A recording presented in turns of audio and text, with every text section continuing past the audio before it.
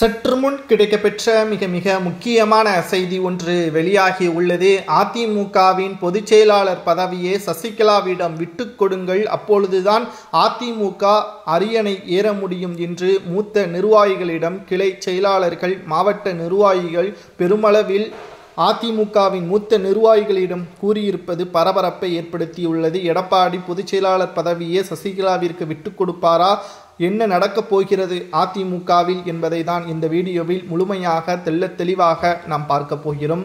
கடந்த சில மாதங்களாகவே அதிமுகவில் இருக்கக்கூடிய பிரச்சனைகளும் நேற்று முன்தினம் நீதிமன்றம் இரட்டை இலை அதிமுகவின் பொதுச் செயலாளர் அனைத்திற்கும் உரியவர் எடப்பாடி தான் என்பதை நீதிமன்றம் தெரிவித்தது. வழக்கறிஞர் ராம்குமார் தொடர்ந்த வழக்கையும் தள்ளுபடியும் செய்து எடப்பாடிக்கு இது மிகப்பெரிய ஒரு வெற்றி வாய்ப்பாகவே பார்க்கப்படுகிறது.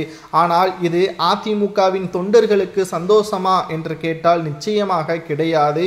ஏனென்றால் அதிமுகவின் தொண்டர்கள் தான் யார் வெற்றி அடைய வேண்டும், யார் தோல்வியை பெற வேண்டும் என்பதை தீர்மானிக்கக்கூடிய இடத்தில் இருக்கிறார்கள். தலைமை என்ன வேண்டுமெனாலும் சொல்லலாம், ஆனால் களத்தில் இறங்கி பணியாற்றக்கூடியவர் தலைமையா அல்லது மூத்த நிர்வாகிகளா?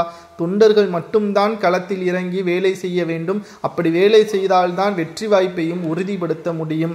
இப்பேற்பட்ட சூழலில் தற்பொழுது தொண்டர்களும் நிர்வாகிகளும் என்ன கூறுகிறார்கள் என்றால், முதலில் ஓபிஎஸ்ஐ அதிமுகவில் இணைப்பதற்கு முயற்சி செய்தார்கள். அவர் புதிய கட்சியையும் தொடங்கிவிட்டார். தற்பொழுது அது வாய்ப்பே இல்லை, சாத்தியக்கூறுகளும் இல்லை என்பது தெரிந்துவிட்டது.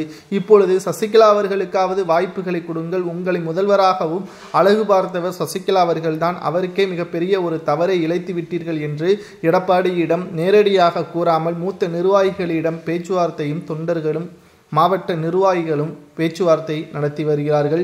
சசிகலாவிற்கு அதிமுகவில் புதிய பதவியோ அல்லது முக்கிய பொறுப்போ வழங்கப்படவில்லை என்றால் நிச்சயமாக அதிமுகவில் நாங்கள் வேலை செய்ய மாட்டோம் என்பதற்கேற்ப கிளை நிர்வாகிகள் பேசியிருப்பது பரபரப்பை ஏற்படுத்தியுள்ளது. அதற்கு பிறகு 5 ஆண்டுகள் அதிமுகவின் ஆட்சி எப்படி இருந்தது என்பதையும் நம்மால் பார்க்க முடிந்தது.